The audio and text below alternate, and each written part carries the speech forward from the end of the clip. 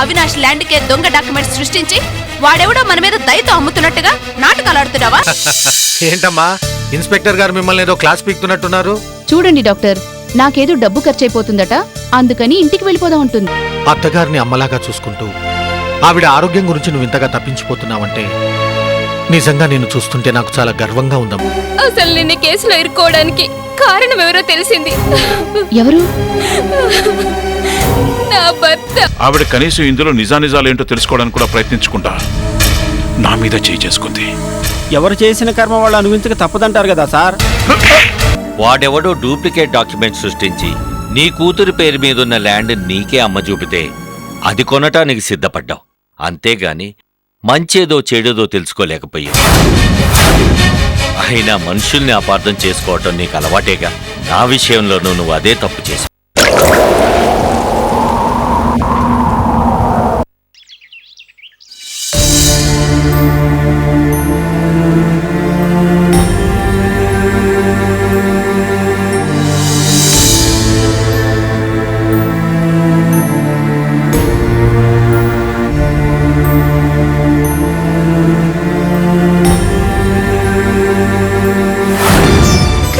మా నాన్నైనా ఉండుంటే నా బాధంతంతో చెప్పుకుని ఉండేదాన్ని.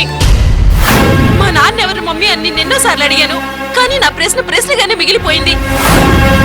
కనీసం ఉన్నాడో లేడో, ఉంటే బతుకున్నాడో చచ్చాడో కూడా నాకు తెలియదు. మా నాన్న ఎవరో ఇప్పటికైనా చెప్పు. ఒక్కసారి నేనెవరో చెప్పకుండా వెళ్ళి ఆయన్ని తాకి వస్తాను. కనీసం ఆ స్పర్శతోనైనా ఇన్నాళ్ళు పొందని అనుభూతిని పొందగలుగుతానేమో.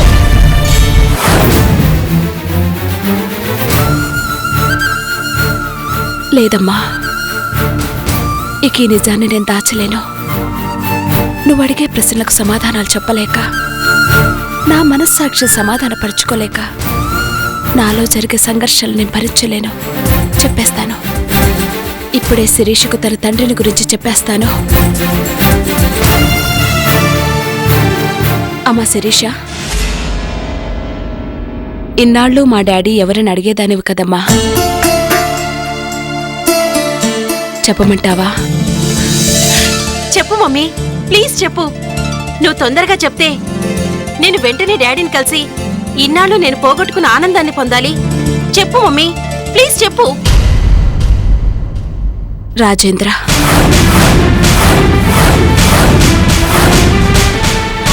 నువ్వు చెప్పేది నిజమా మమ్మీ? అవునమ్మా, ఆ రాజేంద్రే మీ తండ్రి.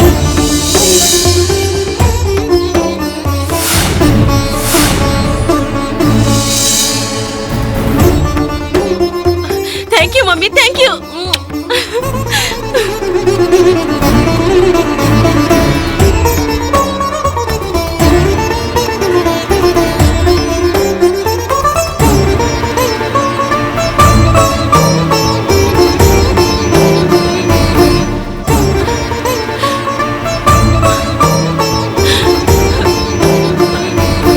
డాడీ,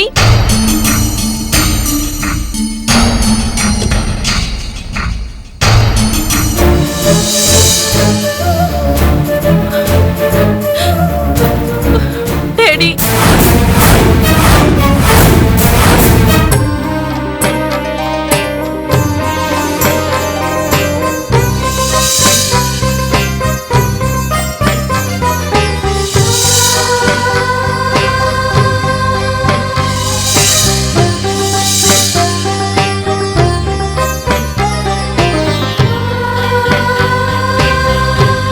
ఇన్నాళ్ళు నాకెందుకు చెప్పలేదు డాడీ?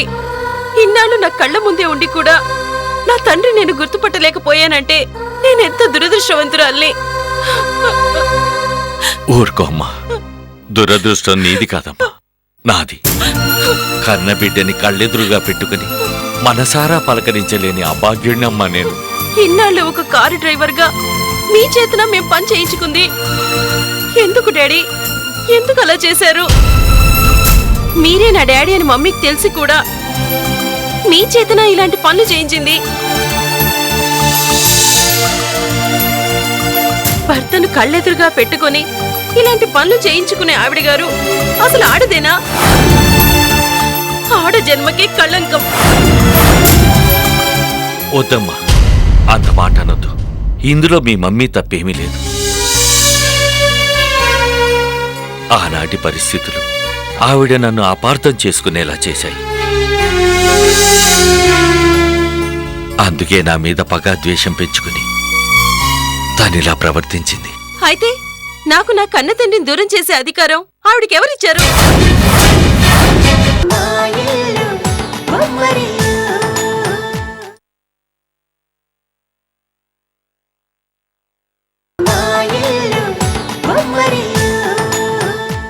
నాకు నా కన్న తండ్రిని దూరం చేసే అధికారం ఆవిడకి ఎవరిచ్చారు? మీరు కూడా కన్న కూతుర్ని కాదనుకొని దూరంగా ఎలా ఉండగలిగారు?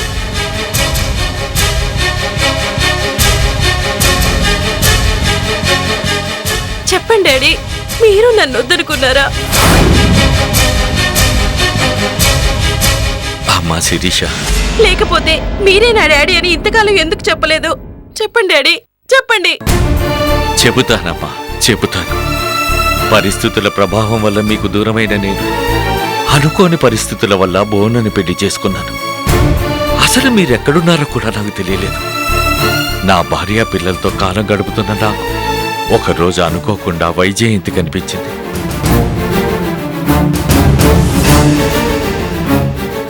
వైజయంతిని చూసిన నాకు ఏం చెయ్యాలో తోచలేదు. మా మధ్య ఉన్న సంబంధం తెలిస్తే నా భార్య పిల్లలు నన్ను ఎక్కడ చీకొడతారో అని భయపడ్డాను. పోనీ ఈ విషయాన్ని నీతో చెబుదామంటే అసలే అమ్మ మీద కోపంతో ఉన్నను అమ్మని కాదని నా దగ్గరికి వచ్చేస్తా. అదే జరిగితే పాపం వైజయంతి ఒంటరిదైపోతుంది. తనకిప్పుడు ఈ ప్రపంచంలో నువ్వు తప్ప ఇంకెవరూ లేరమ్మా. ఇప్పుడు నీ అవసరం నాకంటే మీ అమ్మకే ఎక్కువ. అందుకే చెప్పలేదు. నో, నాకు మమ్మీ అవసరం లేదు. ఇంతకాలం ఈ నిజాన్ని దాచిన ఆవిడంటే అసహ్యం. I hate her. I hate. చెప్పు మమ్మీ, డాడీ ఎవరు చెప్తానన్నావుగా? చెప్పు మమ్మీ, త్వరగా చెప్పు మమ్మీ, చెప్పు మమ్మీ. మాట్లాడవేం మమ్మీ? డాడీ ఎవరు చెప్పు. తెలుసుకుని ఇప్పుడు ఏం చేస్తావే? తగుదునమ్మా అంటూ ఆయన దగ్గరికి పరిగెడతావా? నువ్వు వెళ్ళినా నిన్ను తన కూతురుగా అంగీకరించడానికి ఆయన సిద్ధంగా లేరు. అయినా పర్వాలేదు మమ్మీ.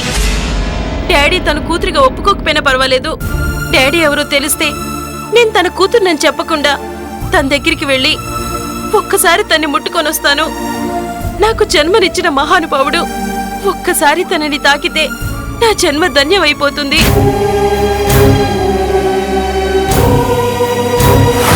చెప్పు మమ్మీ, డాడీ ఎవరో ఇప్పటికైనా చెప్పు ప్లీజ్, ప్లీజ్. చెప్పను, చెప్పలేను. అవును, నువ్వు చెప్పలేవు, చెప్పవు. ఎందుకంటే చెప్పాలంటే నీకు అహం అడ్డొస్తుందిగా, అందుకే చెప్పావు.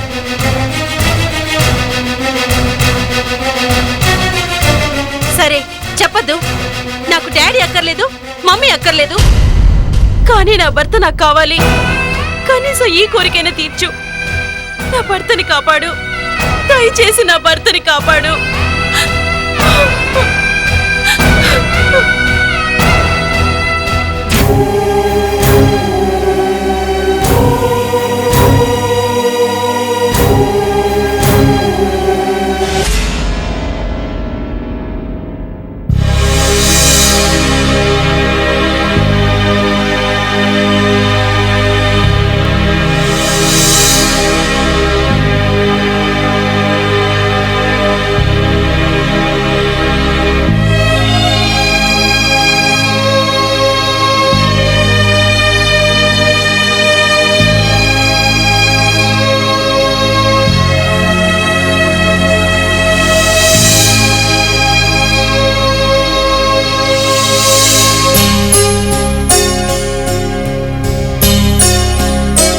ఎవరు? భార్గవి?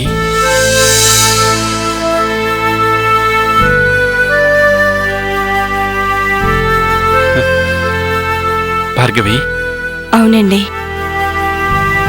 శిరీష పేరిట మీరు కొన్న ల్యాండ్ కొందరు దుర్మార్గులు కబ్జా చేయడానికి ప్రయత్నిస్తూ ఉంటే మా బాబాయ్ ద్వారా ఆపి ఆ డాక్యుమెంట్ శిరీషకు అందేలా చేశాను. కానీ మీకు చెందాల్సిన శిరీషని మాత్రం మీకు దక్కేటట్టు చేయలేకపోతున్నానండి. అసలు మీరేం మాట్లాడుతున్నారో మీకు అర్థమవుతోందా? త్యాగానికి కూడా ఒక హద్దు ఉంటుంది.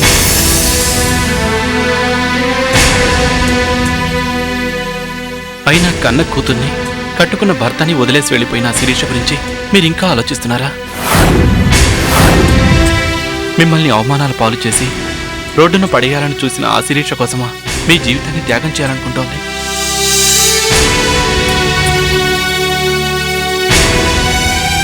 వద్దు భార్గవి, వద్దు. శిరీష కోసం మీ జీవితాన్ని పణంగా పెట్టొద్దు.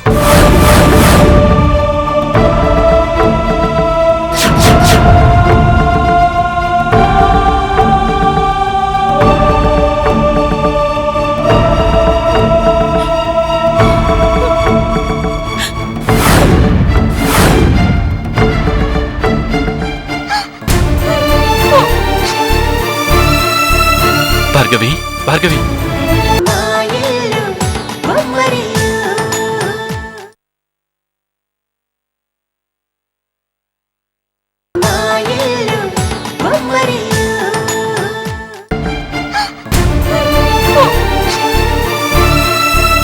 భార్గవి, భార్గవి, భార్గవి, భార్గవి.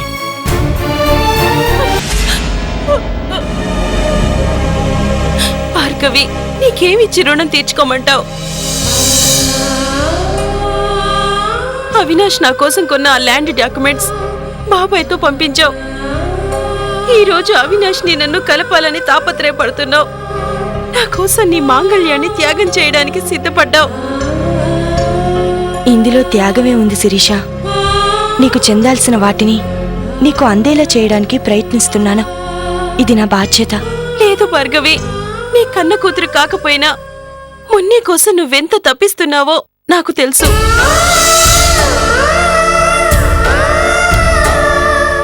కానీ మా అమ్మ కన్న కూతురని నా కోసం ఈ రోజు ఆలోచించలేదు. అవునులే, నేను కూడా ఇన్నాళ్ళు నా కన్న కూతురి కోసం ఈనాడు ఆలోచించలేదు. అందుకే ఆ భగవంతుడు నాకీ శిక్ష విధించాడు. పిచ్చిదానా, ఎందుకు బాధపడుతున్నావు? నీ కన్న కూతుర్ని, కట్టుకున్న భర్తని నీకు దగ్గర చేసే బాధ్యత నాది.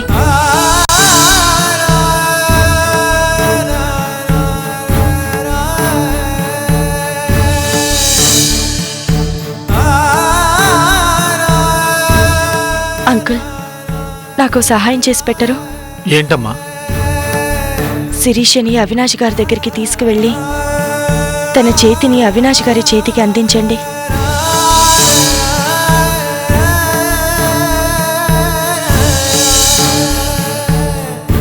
భార్గవి, అవును అంకుల్, కానీ ఆ చెయ్యి శిరీష చెయ్యి అని మాత్రం చెప్పకండి.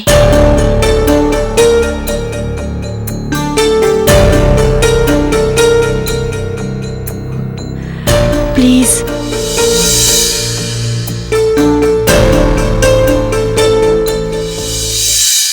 రామ్మా.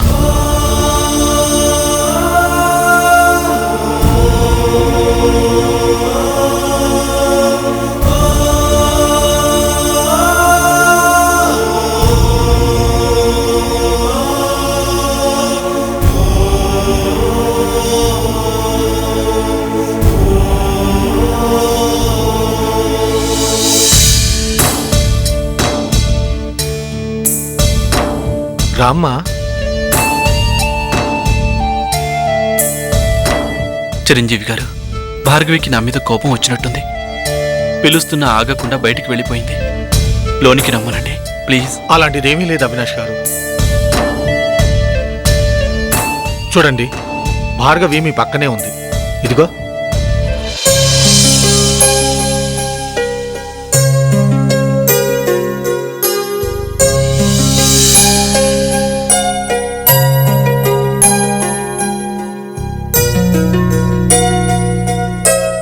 ఇది భార్గవి చెయ్యి కాదు, శిరీష చెయ్యిలా ఉంది.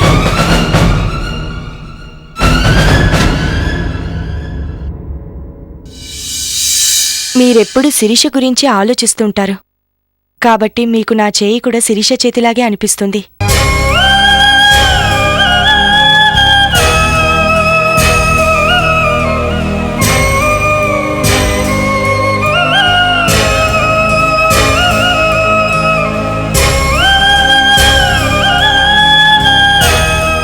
మీరు పైకి శిరీషని ఎంత ద్వేషించినా మనసులో మాత్రం శిరీషనే ప్రేమిస్తుంటారు.